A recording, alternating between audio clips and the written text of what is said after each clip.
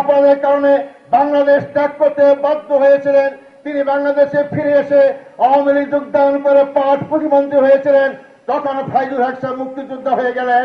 আমরা দেখতে পাই ঠিক নবম সেক্টরে যে যুদ্ধ করেছিলেন মেজর এম এ জলিল যখন ইসলামের পক্ষে কথা বললেন তখন তাকে রাজাকার বলা হয়ে যায়।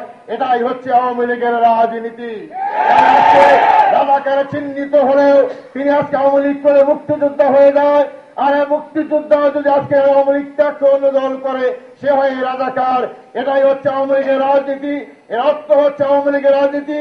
মুক্তিযুদ্ধের রাজাকার বড় কথা নয়। মুক্তিযুদ্ধ রাজাকারের আড়ালে তারা মুক্তিযুদ্ধকে বলতে চান ইসলামের বিপক্ষে শক্তি, আর ইসলামের পক্ষে শক্তিকে তারা এক নাগারে রাজাকার আখ্যায়িত করে বাংলাদেশে আপামর জনসাধারণের চিন্তা চেতনার বহিঃপ্রকাশ ইসলামী সমাজ কায়েমের আকাঙ্ক্ষাকে মূলত তারা ধূলিসাৎ করার জন্যই রাজাকার শব্দ ব্যবহার করে থাকে। তাই আজকে বলতে চাই, ইসলামপন্থীদেরকে রাজাকার গালি দিয়ে বাংলাদেশের মুসলমানদের মন থেকে ইসলামকে নিশ্চিহ্ন করতে পারবেন না, আযানকে বন্ধ করতে পারবেন না, ধর্মকে বন্ধ করতে পারবেন না।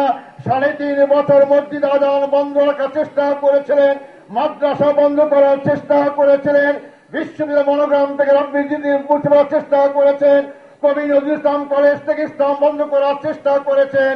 ইসলামকে নিষিদ্ধ ঘোষণা করার পরেও আপনারা রেহাই পান নাই। ইসলাম জীবন্তই আছে, জীবন্তই থাকবে ইনশাআল্লাহ। ভাই বন্ধুগণ, আজকে আওয়ামী লীগ সকল ক্ষেত্রেই ব্যর্থতার পরিচয় দিয়েছে। আজকে এই 26 মাসে দেশ পরিচালনায় আওয়ামী লীগ সকল ক্ষেত্রেই ব্যর্থ। কোন একটা ক্ষেত্রেও তারা সফলতা দেখাইতে পারেন নাই।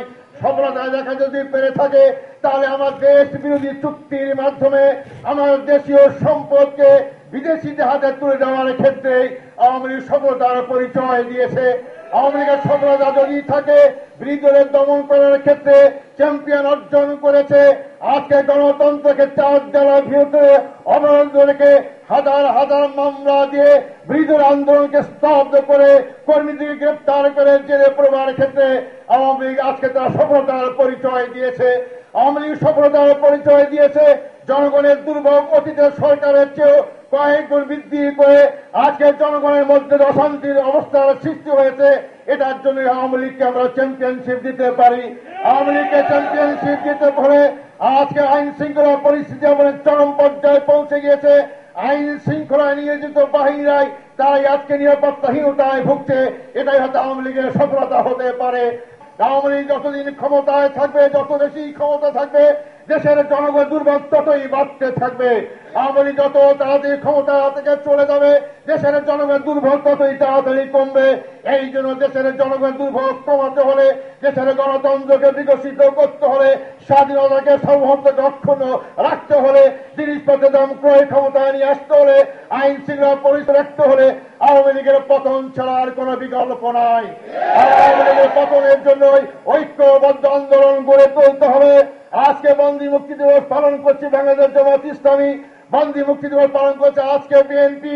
আজকে তাই যারা জায়গা থেকে আওয়ামী বিরোধী সকল রাজনৈতিক শক্তি, সংগঠন, সামাজিক প্রতিষ্ঠানকে ঐক্যবদ্ধভাবে এই দুঃশাসনের বিরুদ্ধে, নব্য স্বৈরাচারের বিরুদ্ধে ঐক্যবদ্ধ আন্দোলনের মাধ্যমেই তাকে পতন ঘটিয়ে একটি মধ্যবর্তী নির্বাচনের মাধ্যমে জনগণের সরকার প্রতিষ্ঠাই হচ্ছে আজকে দুঃশাসনের হাত থেকে জনগণের মুক্তির একমাত্র পথ।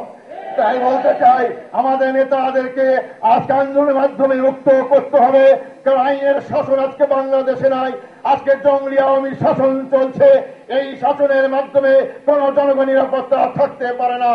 বাংলাদেশ জামাত ইসলামী সকল পর্যায়ের নেতা কর্মীকে বলতে চাই, আপনাদেরকে প্রশ্ন করতে চাই, আমাদের নেতৃবৃন্দ জেলে থাকবে আর আমরা জেলের বাইরে ভালো থাকবো, এইটা কি আপনারা চান?